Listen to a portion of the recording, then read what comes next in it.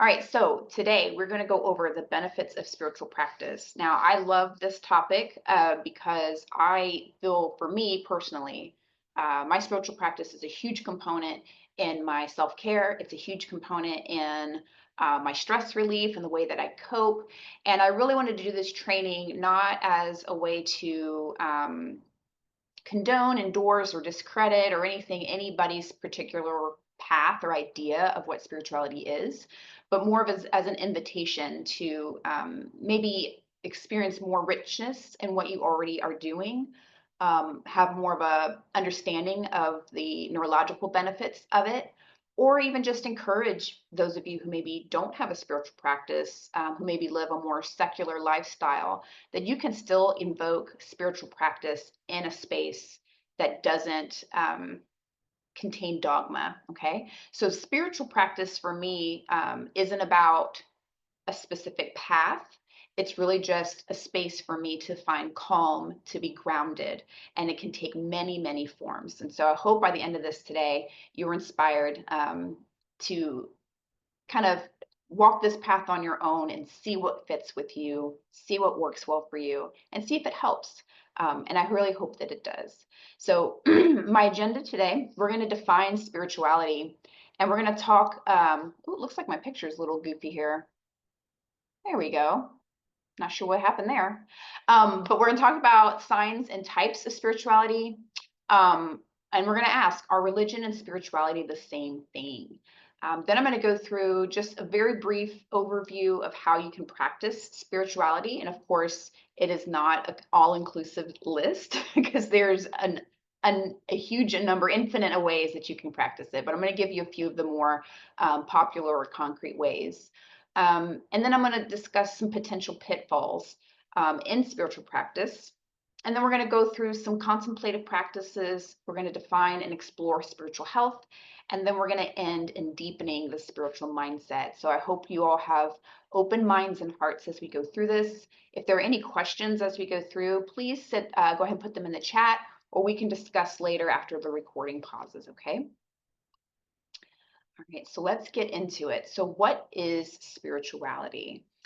So I do have a definition of spirituality, and this is a definition according to the International Consensus Conference on Spiritual Care and Healthcare. Okay, I will not remember that. Please do not ask me to repeat it, but it's recorded so you can have it when you go back. And they say that spirituality is the way that individuals will seek ultimate meaning, purpose, connection, value, or transcendence. Okay, so that could include organized religion, but this definitely extends well beyond that and includes ways of just finding ultimate meaning through connection. So, for example, connection to family, community, or even nature. Okay. And for a long time, religious practices were linked to mental illness, surprisingly. So in the field of psychology, you know, some of the fathers of psychology like Freud, they envisioned religion, or he envisioned religion as a pathology, and that indicated mental health issues or problems in patients. And so for that reason, a lot of psychology avoided religion altogether, or spirituality, for many, many decades. But today we see this viewpoint as counter to the human condition, right? We are kind of wired in this way to seek out awe and wonder and spirituality. Okay. So spirituality is nearly universal. It's very, very widespread. And it's a human trait that we approach in many different ways, but we have the same goal. And so the wish is to find meaning and value in our everyday lives, right? And how do we make sense of life?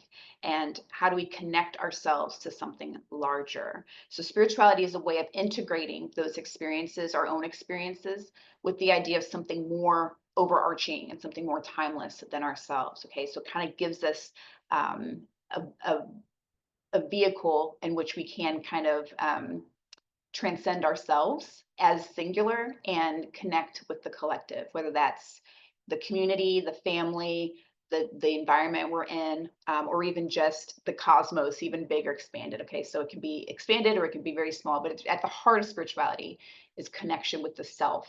Okay, and the environment that you're in. Okay. Continuing on, so spirituality is a broad concept of belief in something beyond the self. So that's the condensed version of it. Okay, it strives to answer questions about the meaning of life and how we're connected to each other, truths about the universe, even and other mysteries of the human existence. And it offers a worldview that kind of suggests that there's more to life than what we experience on a sensory and physical level. Right? There's something beyond our five senses. And it suggests that there's something greater that connects all beings to each other, to our planet, to our cosmos, to the universe. Okay. And this can include religious traditions that center on a belief in a higher power in a lot of ways, and a lot of times it does. But it can also involve a more holistic belief um, in an individual connection to others in the world as a whole. Okay, so it's not a one size fits all. So it's a very broad spectrum, spirituality is. But it has been a source of comfort and relief from stress for a lot of people, which is why I wanted to address or have this conversation today, because a lot of you have expressed in the past that your spirituality, your faith, your religion, your everyday practice in this is really what keeps you grounded and tethered in compassion and tethered in love that you need, that source that you need to carry on throughout the day. Okay, so it's a very important topic to me, and I hope it's important to you as well. Um, so while people use many different paths to find God or a higher power, research has shown that those who are more religious or spiritual and use their spirituality to cope with challenges in life, they experience many benefits to their health and their well-being. Okay, so we all know that whatever practice we choose, if it sticks and it resonates and it makes us feel better, it helps us cope. We know that to be true, but there's actually science to back it up as well. So I think that is really want to try to get through to you today, that it's not just all in your head. Okay, I mean, I guess it is kind of because how we view the world definitely affects how we navigate it. But you are not alone in that experience, I guess is what I'm trying to say, that this is a universal experience that we all have, regardless of what path we choose. Okay. So there are a number of different reasons why people might turn to spirituality to deepen the relationship with themselves, right? Or even just other people. It doesn't have to be something, out there, right? It can just be what's kind of within our own little hub here. Some do it to understand the idea of an afterlife, even if they believe there is no afterlife. Okay. So not belief is also a form of belief, right? To find purpose and meaning. So exploring spirituality can help you find answers to philosophical questions that you have, like what is the meaning of life and what purpose do I serve, right? What is the purpose of my life? People use it to cope with feelings of stress, depression, anxiety, right? It can be very helpful when you are stressed out to do some meditation, to do some journaling, to do some yoga, to go into prayer, right? These are ways that we honor that stress, honor that uh, uncertainty, and we give it a space to live, right? And we kind of give ourselves a space to kind of wrap our minds around that and integrate it into ourselves, okay? Spirituality also helps to restore optimism, right? So it can help us to develop more hopeful outlook on life, right? I know there have been several times where I've had, open discussions after trainings, and, time after time, somebody always pops in and says, if it wasn't for my faith, I wouldn't have got through this, right? I wouldn't have had the hope that I needed to carry on to the next day. Okay, so it's very, very precious to a lot of you. And we can also use it to find a sense of community and support, right? So spiritual traditions, they often involve organized religions or groups or gatherings, and becoming part of a group like that can really be an important source of social support, right? If you've got Bible studies, if you have prayer groups, even if you just, you're doing a yoga class every weekend with your friends, right? That can be considered a spiritual practice that helps you build community, which is very important. All right, so now we're going to kind of get into some verbiage here. So what is religion and what is spirituality? Let me take a drink because my throat is ashy. Okay, so spirituality and religion are not the same thing, okay? So religion is a type of codified spirituality, and that allows followers to practice the same faith and to pray to the same deity, okay? And religions will have specific ceremonies and rituals meeting places and congregations, right? So you have, your mass, you've got your Bible studies, you've got your Sunday schools, right? Um, and religions also have rules with consequences for breaking them, and they do tend to indoctrinate children from a very young age. Okay, so these are usually practices that you learn from your family, and they carry on through the lineage. Okay, is often what a religion will advocate for. Okay. And spiritual practice, they can also rely on these factors, but they don't have to. Okay, spirituality doesn't have distinct boundaries. Okay, so anyone who's ever stood on a mountaintop and felt awe at the view, or in my case, you looked at a picture because you broke and you can't go to the mountain, but you look at a picture or you see the mountain view and you feel awe in that space, right? Maybe you've seen ancient architecture and just marveled at that. Or maybe you felt a sense of really profound fellowship at an AA meeting, right? Or at church, right? And that is you experiencing spirituality, okay? And it is accessible to all of us, even those of us who are uninterested in or who have had negative experiences with religion, okay? So, in essence, spirituality will help us interpret life, okay?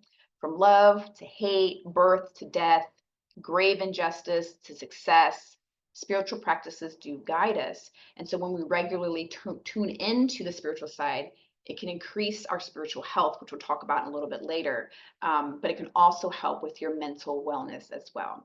So here's our side-by-side comparison, okay? Spirituality is the umbrella under which religion lives. Okay, so not all spirituality is religious, but all religion is spiritual. Okay, so spirituality can be practiced individually by yourself. Okay, but religion is often practiced in a community.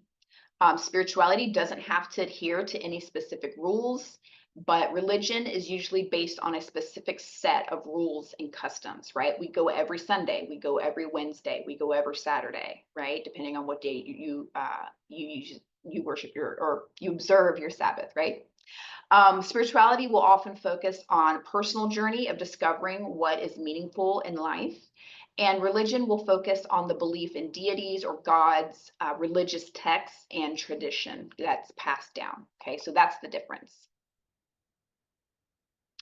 So what are some signs of spirituality? Remember, spirituality does include religion. Okay, so when I say that word, I know sometimes people kind of bristle because they don't want to equate the two. And I'm not equating the two, but I know that not all spiritual practices are religion. And so I'm just going to use spirituality as a blanket term. Okay. So spirituality is not a single path or a belief system. Okay, there's many ways to experience it and benefit from it. So how you define spirituality will vary. So for some people, it's the belief in a higher power or a specific religious practice. And for others, it's just experiencing a sense of connection to a higher state or sense of interconnectedness with the rest of humanity and nature. Okay, and so here are some signs that spirituality can include.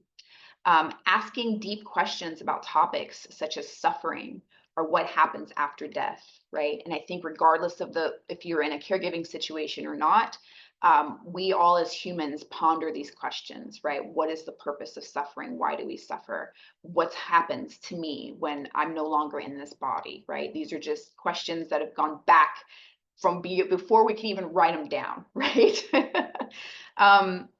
So another sign, a deepening connection with other people, okay? Even if you're not practicing in a group, if you're just practicing as an individual, having that introspection, having that grounding, having that clarity affects how you interact with others, okay? Experiencing compassion and empathy for others, experiencing feelings that interconnected feeling, feelings of awe and wonder, seeking happiness beyond material possessions or external rewards, right? We don't want that fleeting happiness. We don't want that that moment that doesn't stay, right? We want that long enduring peace of that sense of peace that comes with being happy and being well inside, right? Seeking meaning and purpose or wanting to make the world a better place. So not everyone's going to experience or express spirituality in the same way, obviously. Some people may seek those experiences in every aspect of their lives, and other people might be more likely to just have those feelings under specific conditions or certain locations, right? Some people can go out in their backyard and hear the birds sing and feel awe and connected in that space. And other people, they feel it in a pew on Sunday morning, okay? But it's the same feeling, all right? So let's see, next. Types of spirituality. So there's many types of spirituality, right? It's not one size fits all. Some examples of how people get in touch with their own spirituality could be breath work, right? Just breathing, feeling grounded, okay? Meditation or quiet time. New age spirituality, right? Where a lot of symbolism is used, a lot of, you know, talismans and things like that can be used in spirituality or new age spirituality. Prayer, that's a way that people practice their spirituality, is that communing with their higher power, right? Or how they see divinity and being in conversation with that. Service to their community, right? Just going and volunteering, or maybe hosting a Bible study, or hosting a support group, or hosting a potluck, right? That can be a spiritual practice for some. Spending time in nature, going on spiritual retreats, or yoga can be ways that people practice their spirituality, or different types of spirituality. But other people express their spirituality through religious traditions. So like Buddhism, Christianity, Hinduism, humanism, Islam, Judaism, and Sikhism, okay? So it is important to remember that there are many other spiritual traditions that exist throughout the world. These are just some of the more mainstream ones, the ones that we were probably more familiar with. But there are many that we aren't familiar with globally, right? And those can include traditional African and indigenous spiritual practices that have been lost over time, right? Those spiritual practices can be really important to particular groups of people who have been subjected to the effects of colonialism, right? So when, the Christians came over here to the United States, they brought with them Christianity. And in doing so, they left really no room for the indigenous practices that were already here. And so a lot of those practices that are sacred, were lost under the tide of colonialism. Okay. So there's a lot there that we might not even be aware of that are very sacred to certain groups of people. So how do we practice spirituality? We kind of touched on this already.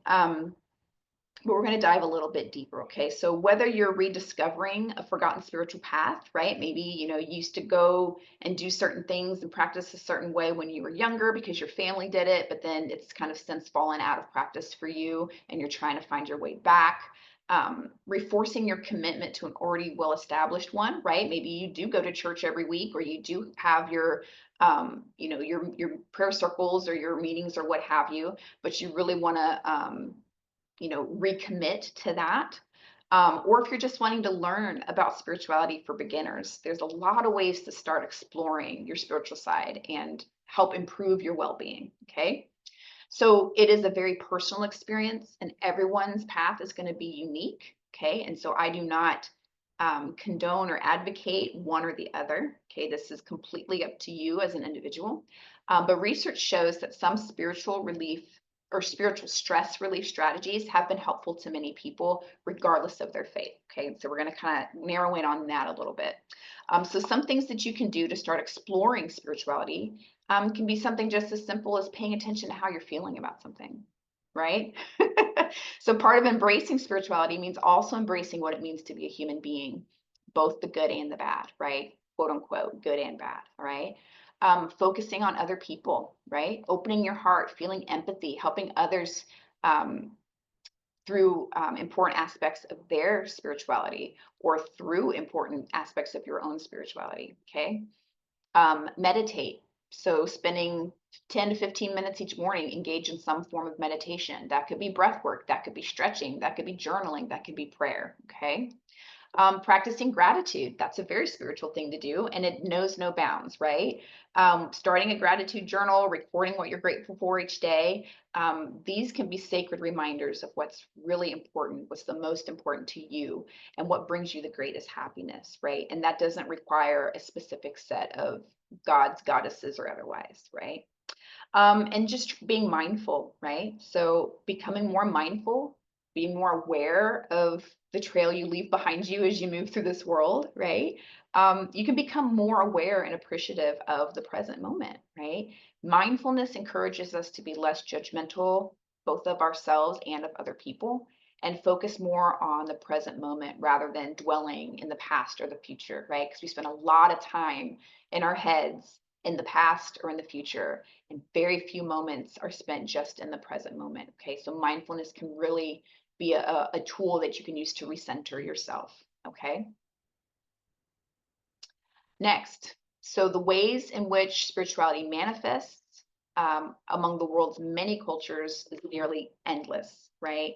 Spiritual practices are going to vary according to a lot of different aspects of your life and your surroundings, obviously, your upbringing, whether that was religious or not, your choices that you've made, where you are on the map, right? Where you are on the planet, that culture that you grew up in, right? And that's going to affect the way your mind works and the way you see things, right? Um, I often think it's interesting how, my first faith as an American born person was Christianity, right? Because that is a very prominent faith, spiritual practice in this country. But had I been born in Tibet, or had I been born in Hong Kong, or had I been born, in Germany, what would my first faith have been there? Because what was the cultural dominant spirituality, right? So it is pretty interesting to me to kind of think, what could I have been had I been somewhere else, right? So the most common approaches to spirituality, among the many, these are the most common. Mindfulness, again, right? That keeps coming up, keeps coming up. Meditation, prayer, reflection, yoga, reading rituals, right? That could be reading holy texts, self-actualization books, right? Self-help books can be spiritual, or literature, okay? Um, let's see, time spent with art and music. So, or other forms of media that increase your spiritual connection to the world and other people. Okay, so I find music incredibly spiritual, in all of its forms, right? I'll listen to, Vivaldi one day, and I'm listening to Busta Rhymes the next day, and, and sometimes I'm just, humming a tune to myself while I'm doing the dishes. But music for me is very transcendent, and it's oh, I think I skipped. No, I didn't. But it can be very transcendent to all of us, whether we have a religion or spiritual path that we have established already. Spending time in nature, hiking, backpacking, kayaking, hunting, even, right? I know there's a lot of faiths that probably wouldn't consider hunting a spiritual practice, and then there's a lot who would consider it very sacred and very spiritual. So it just depends on where you're coming from. Or even just creative practices on your own, right? Painting, sculpting, writing, welding, even, right? There's some people who do amazing, structural work with metal and fire, that can be incredibly cathartic and beautiful. And even just journaling or recording your thoughts, right? Whether that's, doing a vlog, doing a blog, journaling, or even just having a space with kindred spirits that you can have those deeper conversations with and explore that inner world. Those are very common ways that we can approach spirituality, outside of a temple or outside of a church or outside of, a yurt or wherever you're out there doing what you got to do, right? So I think it's important that we also discuss some potential pitfalls of religion, okay? One of them is something we call spiritual bypassing, okay? And this is really just a tendency that we have to use spirituality to kind of avoid or to sidestep problems, emotions, conflicts, okay? So an example would be, rather than apologizing for some kind of emotional wound that you've caused someone else, right? Somebody comes to you and say, hey, you've hurt me in this way. You might bypass the problem by simply excusing it and saying, everything happens for a reason, right? Or to suggest that the other person just needs to focus on the positive, right? Have you ever been in that space where you try to share something meaningful and impactful to a close loved one, that, affected your relationship. And they just said, well, pray about it, or, you need to practice forgiveness, or, they just kind of very like "Blech" about it and just kind of brush it off. Okay. That's what we call spiritual bypassing. Okay.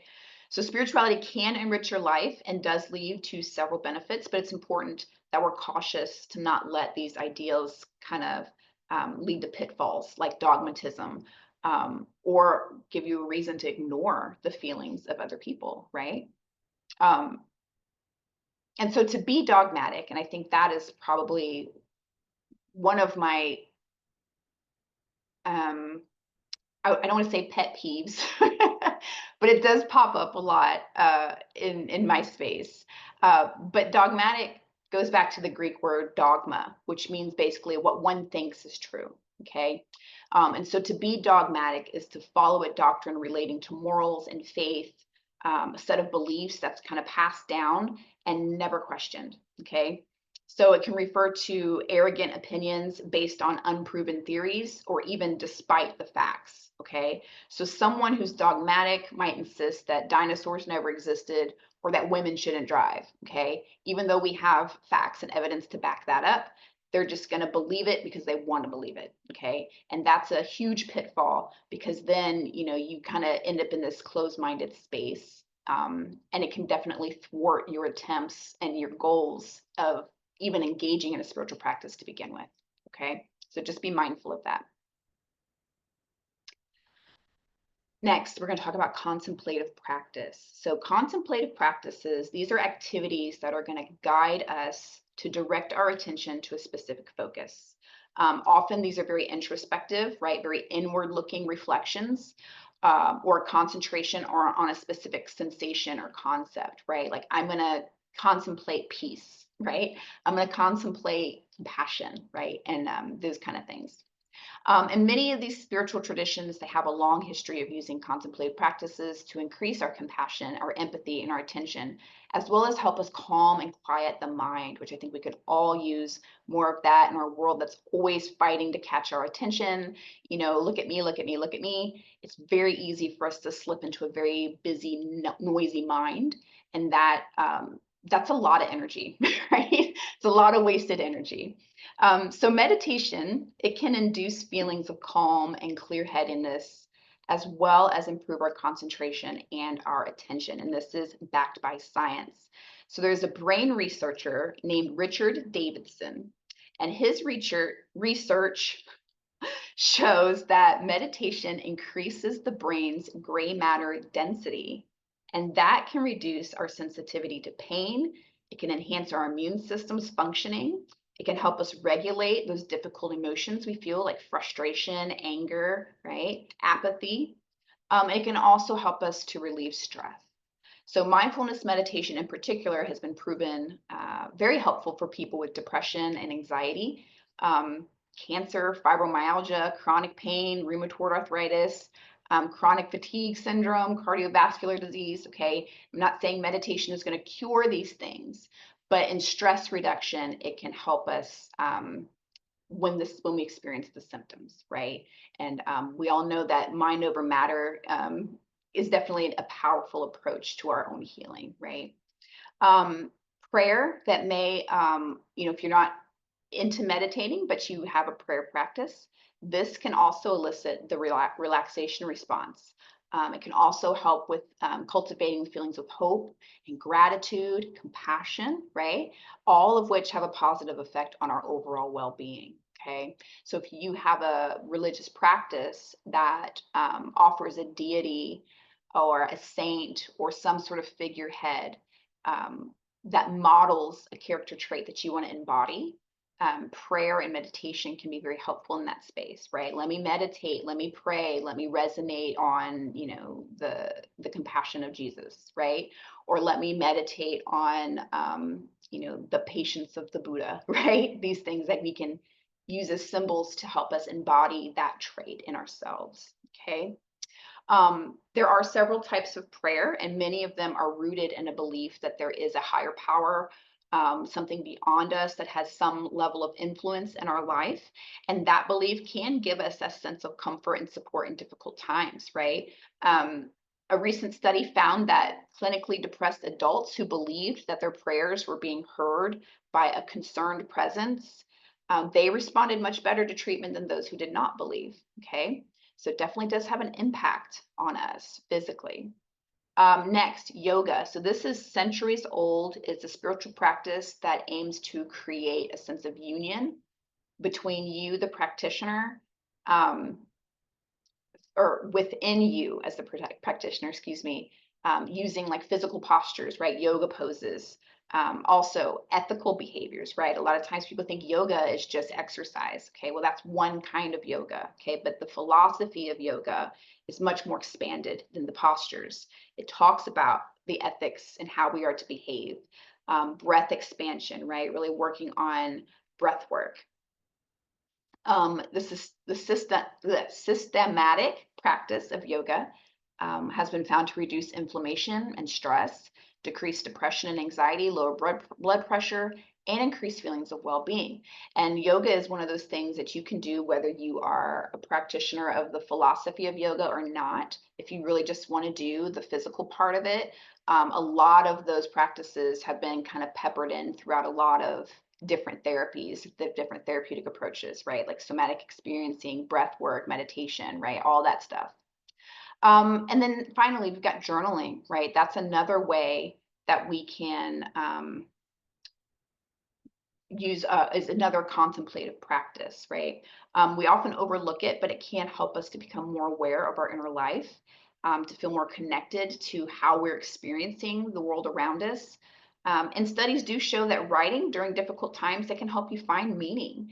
When life's challenges kind of creep up on you and knock you to the ground, journaling and doing that introspection can help build resilience in the face of those obstacles, which we could all use more of, right?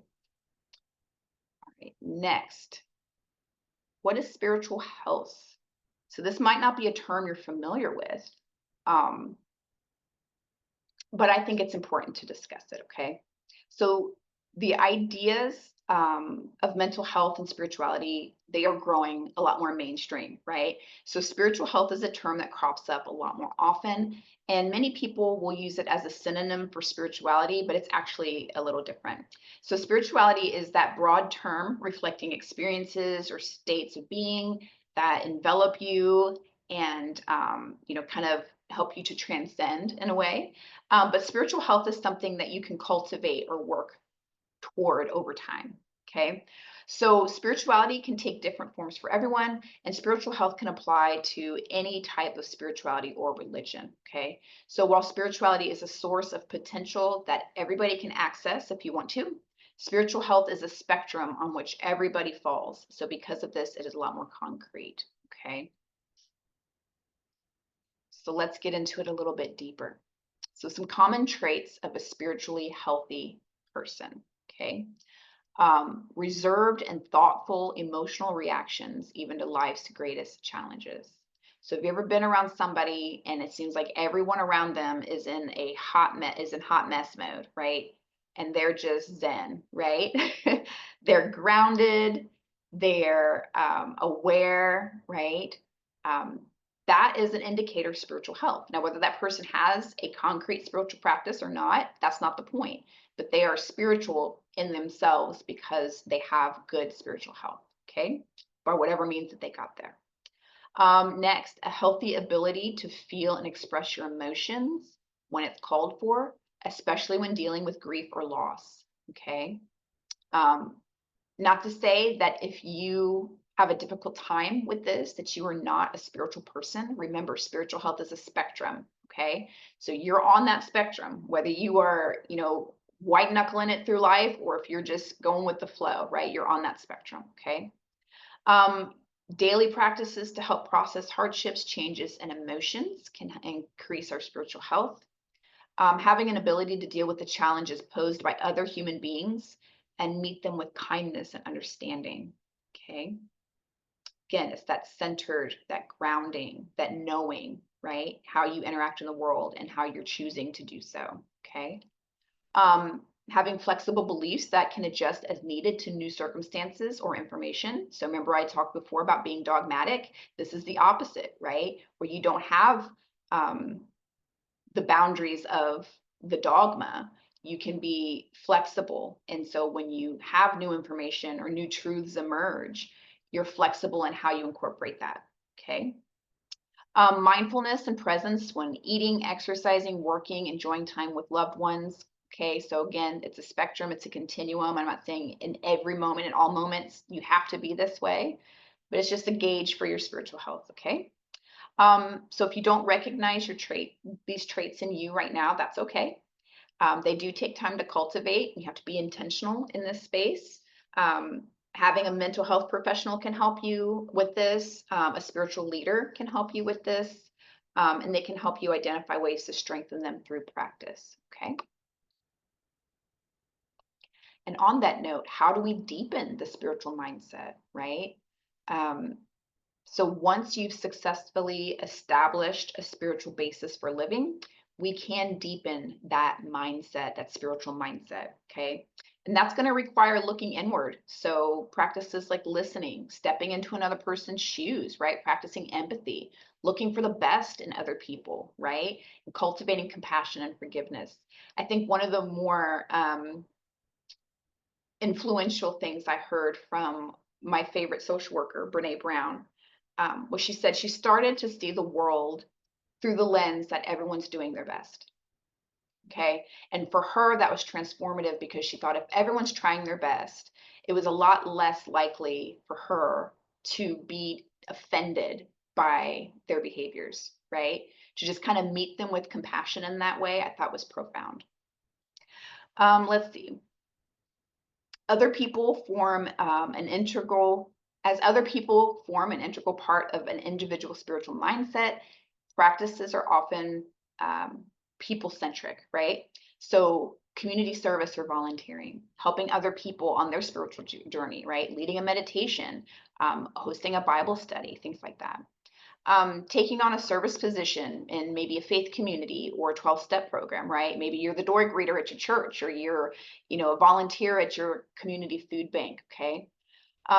And then reading or writing literature about spiritual topics, right? Do you spend time in your scriptures? Do you spend time going over the tenets of your faith? Do you read books from philosophers and dreamers alike, right? That can be very helpful. So continuous attention to your spiritual health is going to likely improve your connection to the world and all the beings who inhabit it, right? So mindfulness is also going to enhance your own sense of joy, your sense of community and being part of that community, belonging, right? But it is important to keep in mind that not all spiritual practices are healthy. We don't want anyone leaving this training and then accidentally finding themselves in a cult.